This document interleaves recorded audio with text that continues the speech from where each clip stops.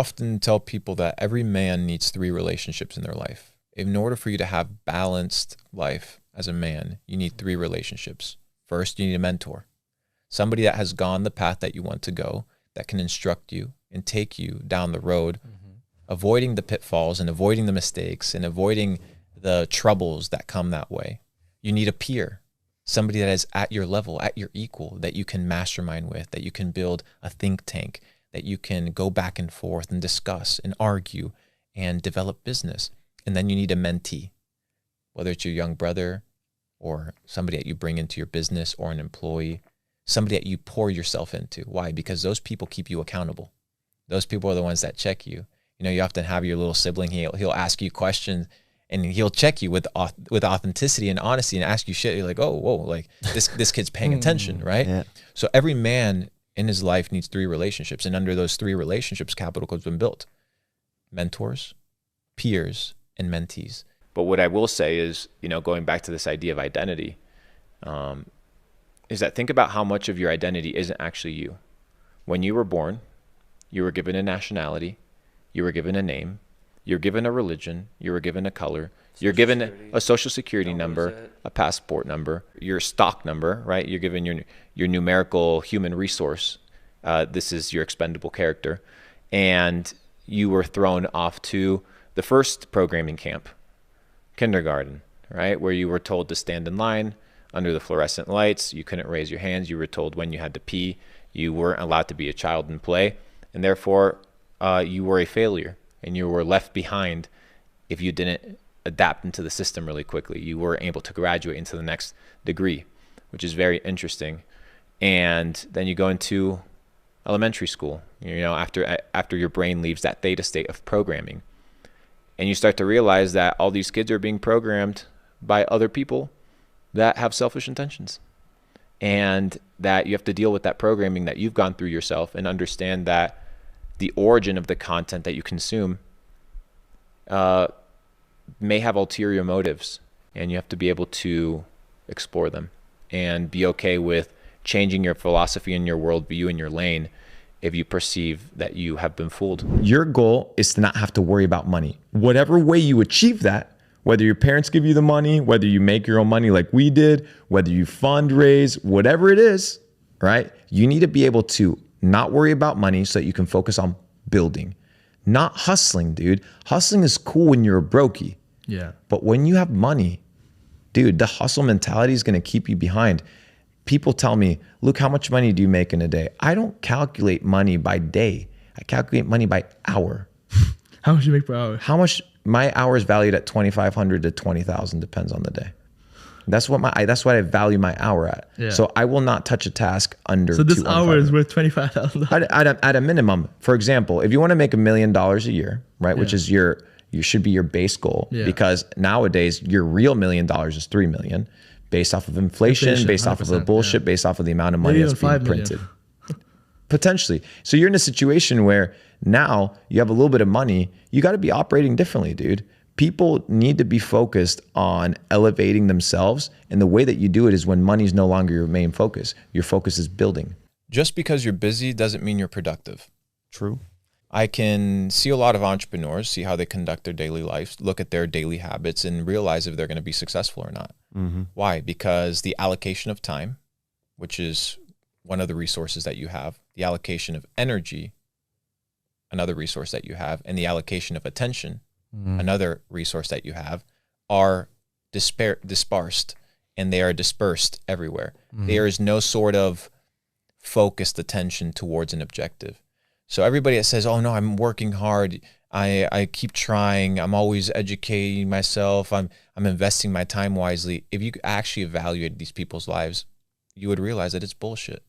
Because most people waste time, they waste energy, and they waste attention.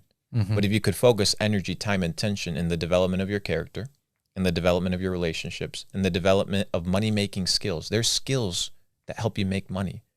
Making money is a skill. If you don't make money, you have not developed the skill of making money.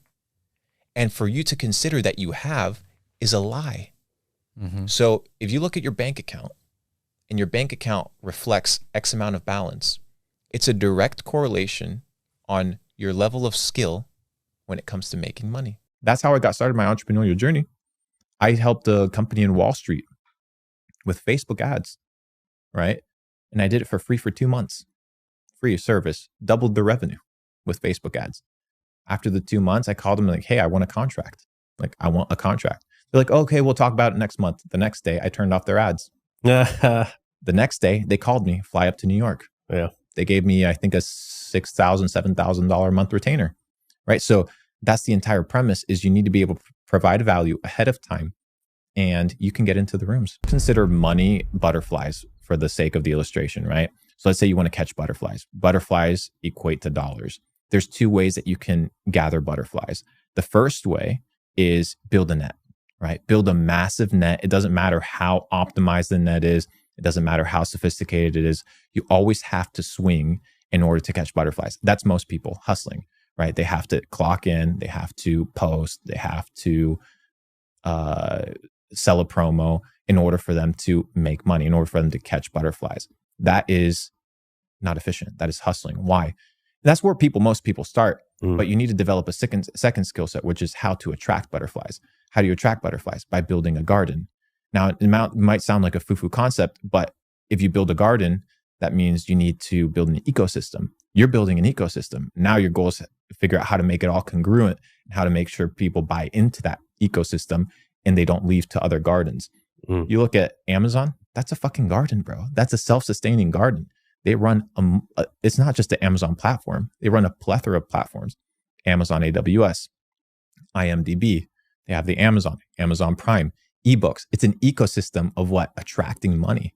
So the concept of going from hustle to boss is, instead of working in your business and catching the butterflies, once you have enough, is working on your business, which is kind of what I've been mastering, which is how to build and scale digital businesses. And at the age of 16, I was tired, just saturated with this bullshit of working a job, following the career path that you were meant to follow. Because I realized one thing, bro. I realized all these people that are giving me advice, do I want to live the life that they live? And when the answer was no, then I wouldn't listen to them. So when my parents said, hey, you should do this, you should go to this university, you should go to this location, you should hang out with these people, you shouldn't say this or you shouldn't do that.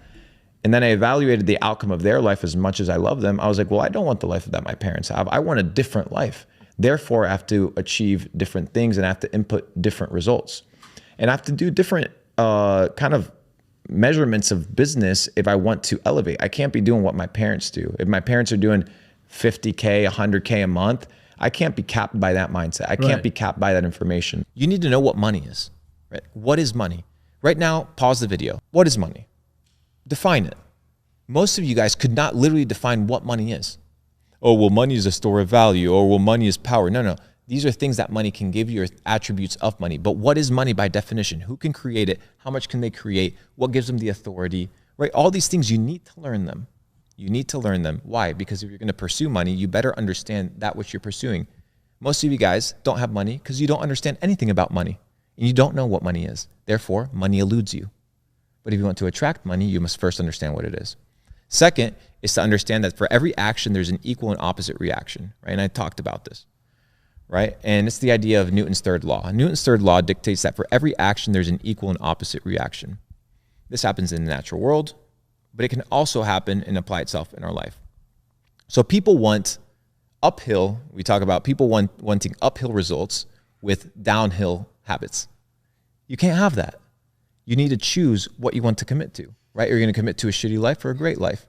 But this idea that you can achieve certain results in your life without putting in the specific requirements of work, right, is impossible. So focus on the input, and life will give you in proportion that output.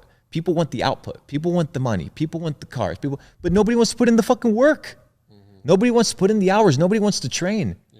Focus on the input and let the universe focus on the output, because by natural law, that will happen. Mm-hmm. I mean, I'll give you an example because people always ask me how I met Andrew Tate, right? So I met him when he had 83,000 followers on IG. What had happened? He'd gotten banned, right? So I came in with my team. Hey, I got you. I got you taken cover. What year was this? This was before the big ban. Yeah, of course. So he'd gotten banned. like, you know, he gets banned multiple times. It was a rough one, but I hit him up. Hey, I can get your account back within 24 hours. And I paid for it, right? Cost me, I think like $10,000. I paid for it. Took care of him. He will, I can respect that. Yeah. And it's just like, and I did it because I was like, okay, I fuck with this guy. I like what he's talking about. I didn't think he was going to be doing 5 billion views a week on social platforms. I didn't, but I wanted to be in connection with people that I respected, that people that I had synergy with. So I took care of him. Then that led to business opportunities with him, right? Then he got banned again. Who was there? Who was the first person that got the call? Me, right? So having direct access to individuals is directly correlated to your ability to supply their needs. Solving rich people problems.